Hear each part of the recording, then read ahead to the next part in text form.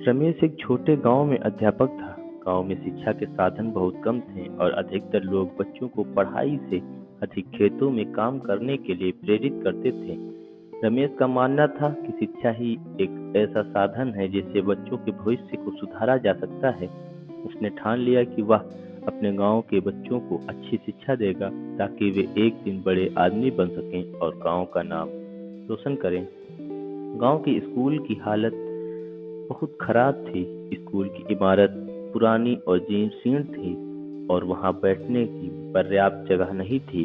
बच्चे जमीन पर बैठकर पढ़ते थे और किताबें तो ना के बराबर थीं।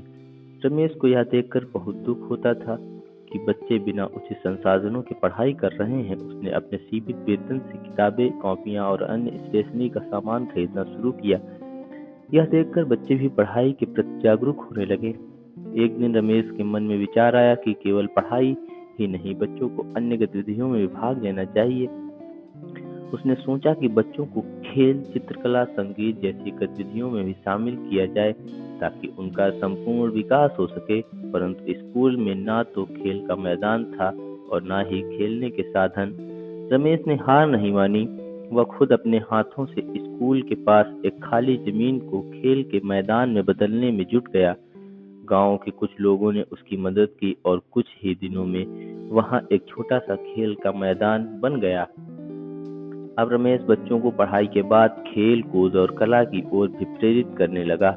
उसने बच्चों को पढ़ाई के साथ साथ चित्रकारी, कविता और गीत संगीत में भी अपनी रुचि बढ़ाने के लिए प्रोत्साहित किया। बच्चों को भी यह सब बहुत पसंद आने लगा और वे पूरे दिल से रमेश सर के कहे पर अमल करने लगे। धीरे धीरे बच्चों का आत्मविश्वास भी बढ़ने लगा और वे अब पढ़ाई के साथ साथ अन्य हुनरों में भी निपुण होने लगे। कुछ महीने बाद रमेश ने गांव में एक अनोखी प्रतियोगिता का आयोजन करने का सोचा। उसने घोषणा की कि सभी बच्चों के लिए एक प्रतियोगिता होगी जिसमें हर बच्चा अपनी कला और हुनर को प्रस्तुत कर सकेगा। प्रतियोगिता में गांव के सभी लोगों को आमंत्रित किया गया ताकि वे भी अपने बच्चों की प्रतिभा को देख सकें और उनके प्रयासों की सराहना कर सकें। प्रतियोगिता का दिन आ गया। हर बच्चा पूरी तैयारी के साथ आया था। किसी ने कविता तैयार की थी, किसी ने नाटक, तो किसी ने गाना। कुछ बच्चों ने सुंदर चित्र बनाए थे और कुछ ने खेल प्रतियोगिता में हिस्सा लिया। यह देखकर गांव वालों के लोग बहुत खुश हुए कि उनके बच्चे भी इतनी सारी प्रतिभाएं हैं। गांव वालों ने रमेश के इस प्रयास की बहुत सराहना की क्योंकि उन्होंने पहली बार अपने बच्चों की छुपी हुई काबिलियत को देखा था। प्रतियोगिता के अंत में रमेश ने सभी बच्चों को एक छोटी सी ट्रॉफी और कुछ किताबें इनाम में दी। यह इनाम बच्चों के लिए बड़ी बात थी, लेकिन असली इनाम तो यह था कि गांव वालों को अपने बच्चों के भविष्य के प्रति एक नई सोच मिली। अब वे बच्चे भी पढ़ाई में दिलचस्पी लेने लगे और रमेश के प्रयासों को पूरा समर्थन देने लगे। वक्त बीता और रमेश का यह प्रयास रंग लाने लगा। उसकी मेहनत और समर्पण ने गांव के बच्चों के भविष्य को नई दिशा दी। कुछ सालों बाद रमेश के पढ़ाए हुए बच्चे बड़े शहरों में जाकर उच्च शिक्षा प्राप्त करने लगे और अच्छी नौकरियों पर काम करने लगे। वे अब अपने गांव का नाम रोशन कर रहे थे और गांव के लोगों के लिए प्रेरणा बन गए थे।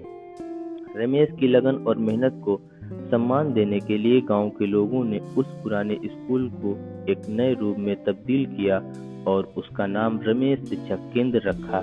यह केंद्र अब गांव के बच्चों के लिए एक आदर्श शिक्षा स्थान बन गया था और वहां से पढ़कर निकलने वाले बच्चे एक नई सोच और उम्मीद के साथ आगे बढ़ते रहे। रमेश का यह सफर एक उदाहरण बन गया कि एक व्यक्ति के समर्पण से न केवल बच्चों का बल्कि पूरे समाज का भविष्य बदला जा सकता है। उसकी लगन और मेहनत आज भी गांव के लोगों के दिलों में एक प्रेरणा के रूप में जीवित है और उसकी कहानी गांव की हर पीढ़ी को यह सिखाती है कि सच्ची मेहनत और समर्पण से हर मुश्किल का हल निकाला जा सकता है।